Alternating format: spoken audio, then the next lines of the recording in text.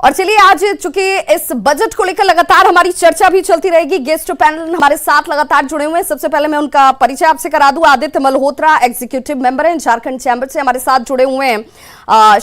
हमारे साथ रामलाल खेतान अध्यक्ष हैं, बिहार इंडस्ट्रीज एसोसिएशन के जुड़े हुए हैं। सर आपका भी बहुत स्वागत। और हमारे साथ संजय कुमार जो कि वरिष्ठ पत्रकार हैं वो भी जुड़े हुए हैं, और तमाम लोग हमारे साथ जुड़ेंगे जिनसे हम आज पूछेंगे कि इस बजट को लेकर के, चूंकि अभी बजट पेश होने वाला है, उम्मीदें क्या लगा रखी हैं उन्होंने और क्या ये उम्मीदों पर बजट खरा उतरेगा। बजट पेश होने के बाद तो कई सवाल होंगे कि भाई उम्मीद थी, उम्मीद से ज्यादा मिला या कम रह गए, ये भी सवाल होगा। सबसे पहले आदित्य मल्होत्रा जी, मैं आपसे ही जानना चाहूंगी, क्योंकि अगर मैं झारखंड चैंबर की बात करूं या फिर इंडस्ट्री की खासतौर पर बात करूं तो सभी के लिए उम्मीदों का बजट तो जरूर है, लेकिन आपकी एक्सपेक्टेशन 3 बिंदुओं में जानना चाहूंगी इस बजट से।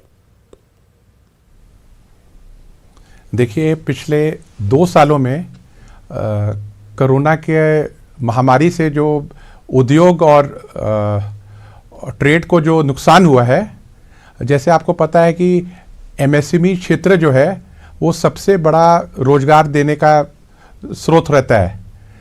तो पिछले 2 सालों से हम लोग ने जो कोरोना के चलते जो मार पड़ी है, अब हम लोग बहुत उत्सुकता से हम लोग केंद्र को देख रहे हैं कि वो किस तरह का राहत पैकेज दे, जिससे कि हमारी जो इकोनॉमी है वो बूस्ट अप हो।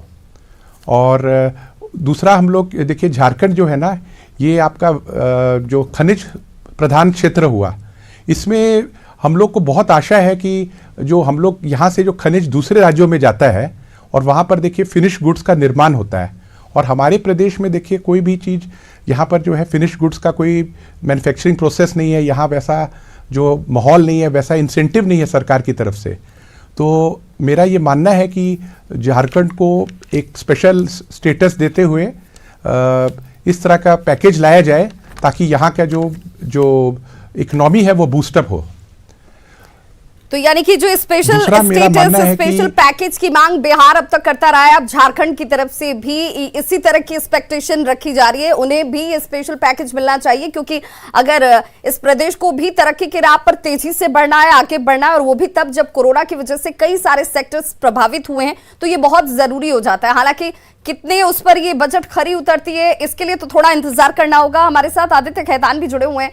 आदित्य खेतान जी, मैं आपसे भी जानना चाहूंगी, क्योंकि आर्थिक सर्वेक्षण ये कहता है, जो सर्वे पेश किया गया, कि फिजिकल स्पेस साफ नजर आ रहा है, 8 से 8.5% का प्रोजेक्शंस किया गया है, तो इसे आप कैसे देख रहे हैं और इसका कितना फायदा बिहार को और बिहार की इंडस्ट्री को नजर आता है?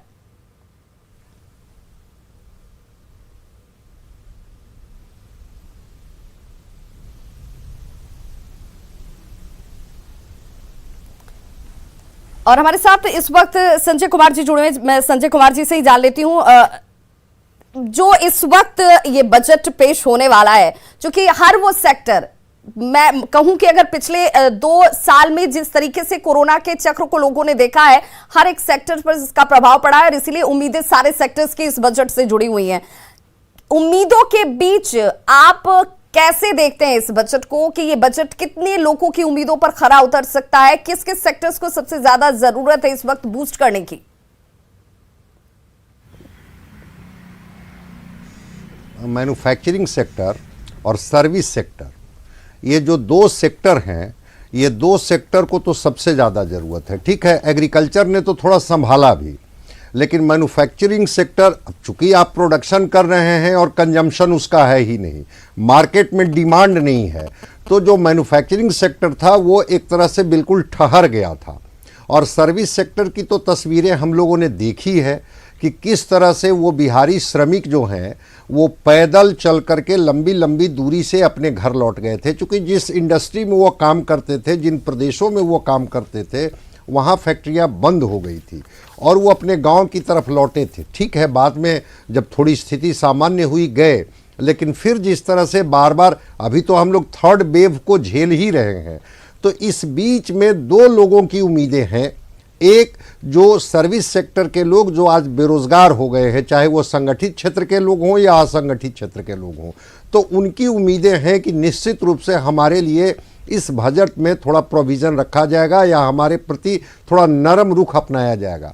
जो मैन्युफैक्चरिंग सेक्टर और खास करके जो अभी एमएसएमई की बात कर रही थी, तो उसमें भी उम्मीद ऐसी की जा रही है कि कहीं ना कहीं से थोड़ा करों में छूट दी जाएगी, या जीएसटी को लेकर के भी जो उम्मीदें जता रही हैं।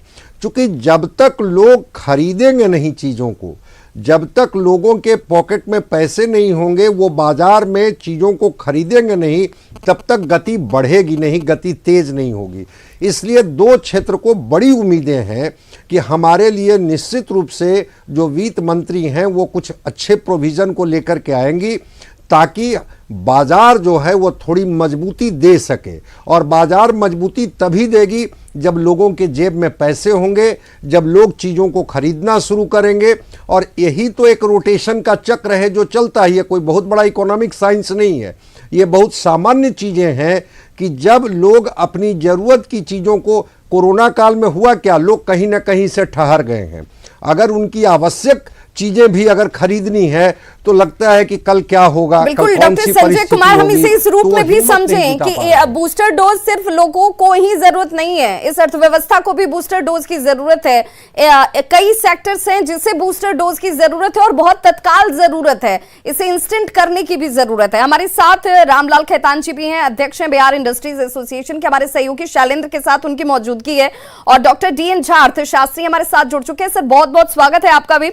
मैं शैलेंद्र के पास से जाना चाहूंगी इस वक्त। शैलेंद्र, सबसे पहले तो जरा ये बताइए कि रामलाल खेतान जी से ही पूछे, क्योंकि बिहार इंडस्ट्रीज हर बार ये कहती रही कि हमारी जो उम्मीदें रही हैं उन उम्मीदों पर ये बजट कभी खरी नहीं उतर पाती है, क्योंकि एक बहुत बड़ा गैप आ चुका है। लगातार सरकार की तरफ से ये कहा जा रहा है कि जीडीपी जो है उसका साइज हम लगातार बढ़ा रहे हैं। अगर जीडीपी का साइज बढ़ रहा है, हम अपने टारगेट की तरफ आगे बढ़ रहे हैं, तो क्या हम इसे इस रूप में भी समझें कि क्या प्रोडक्शन बढ़ जाता है, और प्रोडक्शन के बढ़ने की वजह से अगर लोगों को राहत मिलती तो फिर ये इन्फ्लेशन रेट क्या दिखा रहा है, जरा एक बार जरूर पूछिए।